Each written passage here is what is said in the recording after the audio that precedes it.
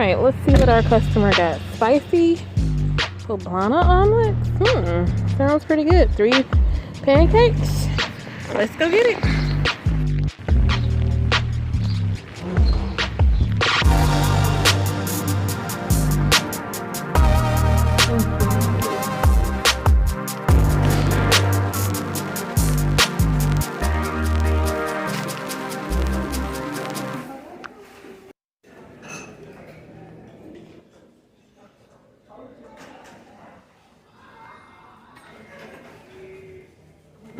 There was definitely a packed house this morning at IHOP, but we got our food.